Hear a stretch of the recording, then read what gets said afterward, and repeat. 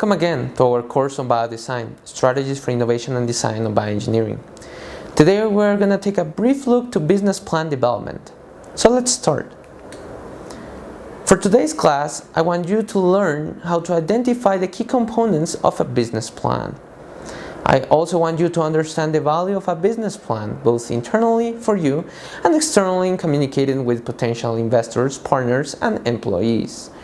I want you finally to recognize that a business plan does not directly lead to funding, but it indeed helps innovators to prepare to present and defend this opportunity to potential investors.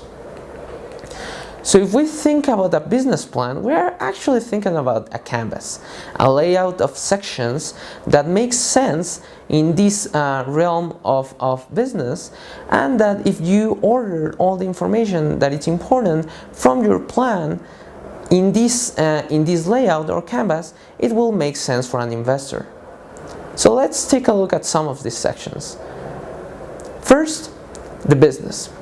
The business is possibly one of the most succinct parts of the business plan, interestingly, but it has to be a fundamental part in which you describe really quick and dirty why is it important, who's your customer, and why is this gonna be a blast, why is everything gonna work, and why you want to pursue this venture.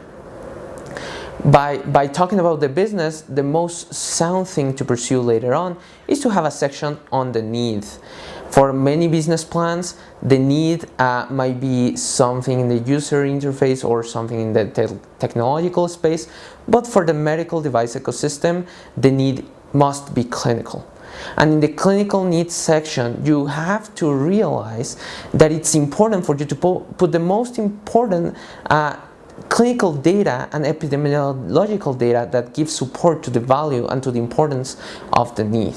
In this sense, how many people is actually affected, how many people is dead every year because of this, or why it's so painful, and what you want to address.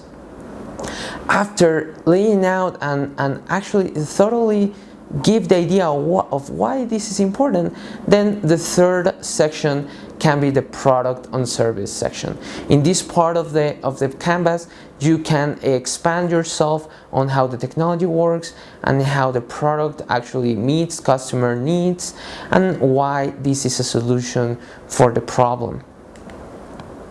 After those three sections, it could be very valuable to put a market section in which you lay out your target customer, your target market, all the assumptions, and all the primary competitors and strategic alliances that you may have. These market sections should be thorough in market dynamics and also in how the market would receive your product.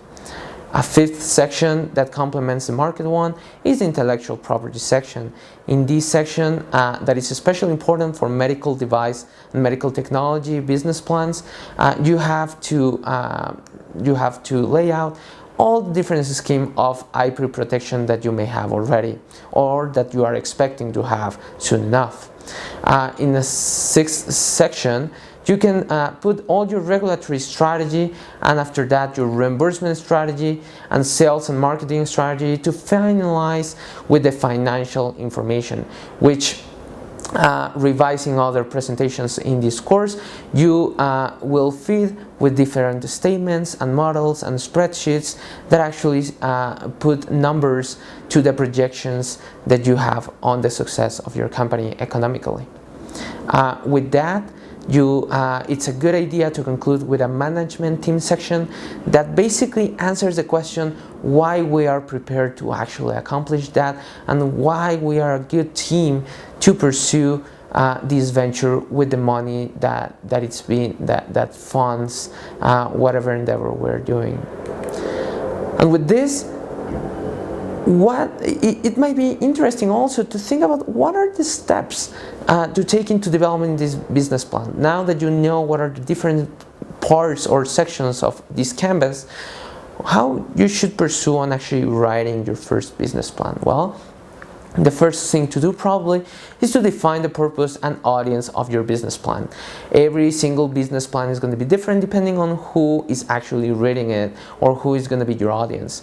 It's not the same to pitch your business plan to a VC, than to an angel investor, than to some academic committee, or even for grant funding purposes. All these proposals must be tailored and adapted specifically for the audience and for what you know or what you start learning to know. It's important for those audiences. In this sense, some strategies for VCs is to focus a lot about implementation, about financials, and also about the value proposition of the product. In terms of grant funding, it is really important to focus also on the market, but most importantly on the clinical need and also the innovative approach of your solution. Secondly, another step for business plan development is to confirm what is unique about your company, and that relates a lot to the idea of competitive advantage, which we have already revised on other presentations, so we encourage you to go there too.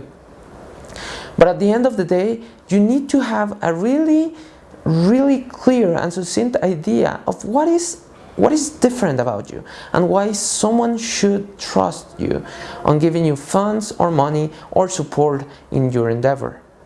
After that, develop the outline of the business plan, perhaps following the canvas that we have already given you.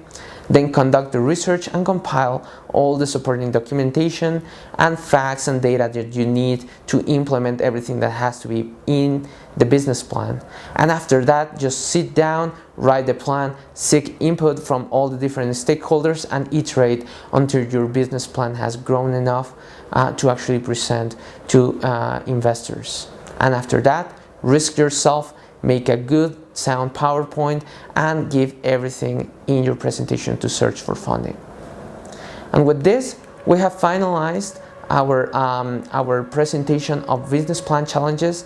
I just want to conclude with this very interesting and funny cartoon here that it says, hey, look at what I have found in Dubster, a perfectly good business plan. And this is something very interesting to acknowledge, that a perfect business plan does not assure funding, and definitely you can have a perfect business plan and a terrible product. In this sense, a business plan does never assure the success of a company, and you can have a perfect product without a business plan and still make it big. And with this, I want to conclude with one of the greatest business plan challenges. And this is that it doesn't matter how well written is your business plan, it's never going to assure funding or the ultimate success of your company. At the end of the day, it all relies on the true value proposition of what you have in your hands and your ambition to actually pursue something that is valuable and of importance clinically and economically to everybody.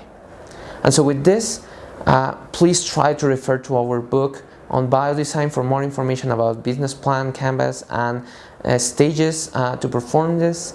My name is Luis Soengsen, and thank you for watching.